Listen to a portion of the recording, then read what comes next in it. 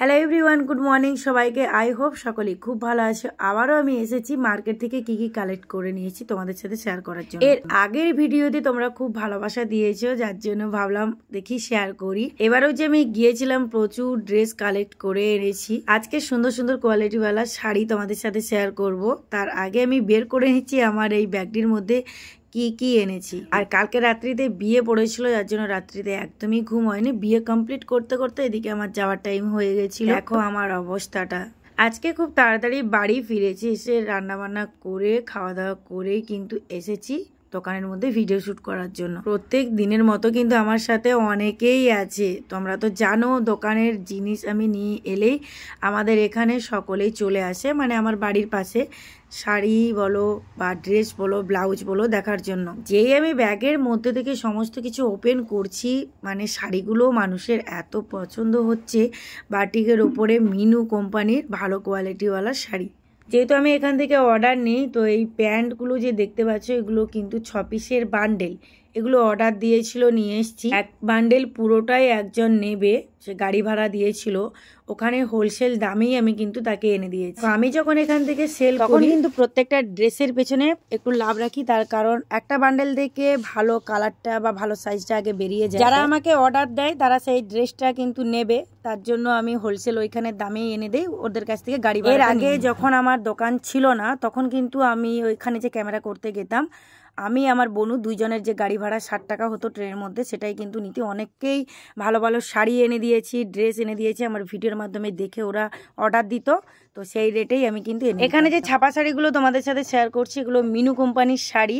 আর এর কোয়ালিটিগুলো কিন্তু খুব সুন্দর। এই শাড়িগুলো আমার কাছে রেট 450 টাকা। আমার কাছে বার্গানিং করা যায়, বার্গানিং করে কিন্তু শাড়িগুলো সেল করি। এই শাড়ির কোয়ালিটিটা এতটাই সুন্দর, আসা মাত্রই অনেক কাস্টমার এসেছে এবং এই শাড়িগুলোরই অর্ডারই দিয়ে দিয়েছে সবাই। আগে যখন আমি প্রথমে দোকান করেছিলাম, আমি খুব অল্প টাকার মধ্যে দোকান করেছিলাম আর খুব অল্প অল্প দামের শাড়ি ছিল। জানি আমাদের গ্রামে তো বেশি রেটে বিক্রি করতে পারবো না, সেই কারণে কিন্তু অল্প রেটে শাড়িগুলো ছিল। কিন্তু দোকান করে নেওয়ার পর কাস্টমারদের সাথে যে সেল করছি শাড়ি, অভিজ্ঞতা হচ্ছে যে আমার এখান থেকে ছাপা শাড়ি বিক্রি হয় ভালো ভালো কোয়ালিটি বা ভালো ভালো রেটের। সেই অনুপাতে আমি আমার কাস্টমার অনুযায়ী কে কিরকমই শাড়ি পছন্দ করে সেই রকমই কিন্তু ছাপা শাড়ি তুলি। তোমরা অনেকে কমেন্ট করছো না যে খুব অল্প টাকা থেকে কি বিজনেস বানাতে পারবো? অবশ্যই পারবে, কিন্তু হোলসেল মার্কেটে গেলে প্রত্যেকটা জিনিস দেখলে তোমাদের ইচ্ছে হবে যে এটা নেই ওটা নেই, কিন্তু তোমাকে ওই টাকার বাজেটে যেতে হবে। তোমার গ্রামের মধ্যে তুমি কোন জিনিস সেল করতে পারবে সেই অনুপাতেই কিন্তু ওখান থেকে কালেক্ট। আজকে কিন্তু প্রত্যেকটি ছাপা শাড়ির ডিজাইন বলো কোয়ালিটি বলো খুব সুন্দর, প্রত্যেকটা কাস্টমার বলছে। আর তোমরা তো দেখেইছো যে আমি যদি জিনিস নিয়ে চলে আসি, আমার যে আশেপাশে যেসব দিদি ভাইরা আছে তারা কিন্তু চলে আসে সমস্ত কিছু ড্রেস দেখার। তারই সাথে তো সেল শুরু হয়ে যায়, কারণ এত ভালো ভালো কালার থাকে, ডিজাইন থাকে। অনেকে ভাবে যে আমি যদি এটা রেখে দিয়ে চলে যাই অন্য কেউ নিয়ে নেবে, তো সেই কারণে তারা কিন্তু। তারপরে দেখো খুব সুন্দর সুন্দর ফ্রক নিয়ে এসছে, এগুলো শীতের 3/4 হাতা। আর এই ফ্রকগুলো কিন্তু একদম সফটের উপরে। তাহলে তোমরা তো বলবে যে দি ভাই তুমি কি সমস্ত কিছু ড্রেস ভালো কোয়ালিটির নিয়ে আসো? না না, এমনটি নয়, কারণ আমাদের এখানে অনেকেই আছে যারা খুব কম রেঞ্জের মধ্যে ড্রেস নিতে চায়, যাদের আর্থিক অবস্থা একদমই ভালো নয়। তবুও ছোট ছোট ছেলে মেয়েদেরকে তো ড্রেস পরাতেই হবে, সেই কারণেই কিন্তু কম রেটের মধ্যে নেয়। আর এই যে দেখতে পাচ্ছ রুবিয়া ব্লাউজ, এর কালারগুলো দেখো। এই রুবিয়া ব্লাউজের এত ডিমান্ড ছিল, আমার এখানে এত অর্ডার পড়েছিল, কিন্তু আমি ওখান থেকে কালেক্ট করতে পারছিলাম না। এত বড় মার্কেট, কিন্তু রুবিয়া ব্লাউজ অনেক জায়গায় পাওয়া যাচ্ছিল না, সেই কারণেই কিন্তু আমি এত দিন পর আমি পেয়েছি, নিয়ে এসেছি। তারপরে দেখতে পাচ্ছ এই যে গেঞ্জিগুলো দেখছো, এর আগে আমি কিন্তু পুরো হাতা নিয়ে এসেছিলাম, কিন্তু আমাদের এখানে পুরো হাতাটা ততটা বেশি সেল করতে পারিনি। তবুও মোটামুটি সেল হয়ে গেছে, যেহেতু ভাইষষ্ঠীর বাজার ছিল। এরপর আমি মানে হাফ হাতা নিয়ে এসেছি, কারণ এগুলো বেশি সেল করতে পারি আমি এগুলো।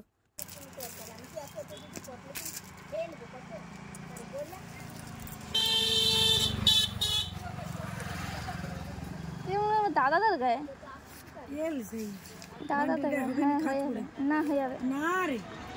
আমার ভয়েসটা শুনে তো বুঝতে পেরেছো যে প্রচুর পরিমাপে ঠান্ডা লেগেছিল, এখন তবুও একটু কথা বলতে পারছি।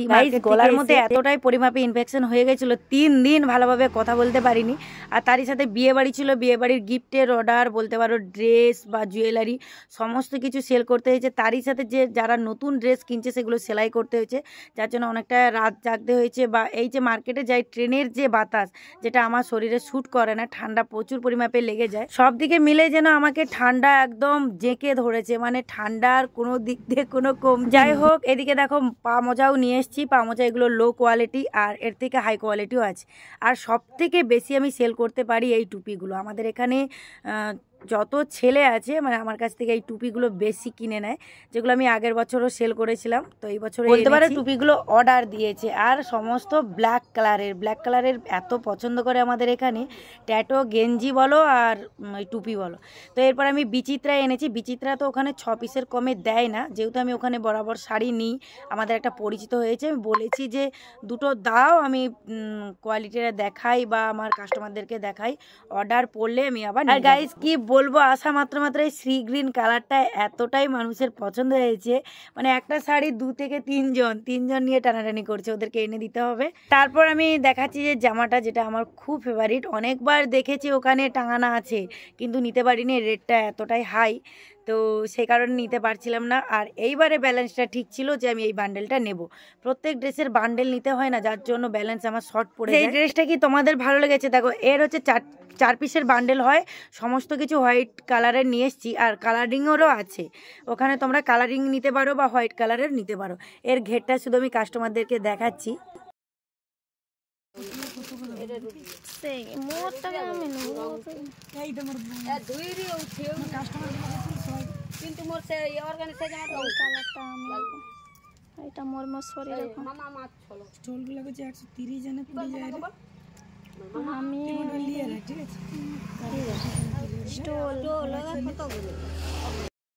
গাইস তোমরা একটু আশীর্বাদ করো আমার গলার ভয়েসটা যেন কি ঠিক করতে পারি।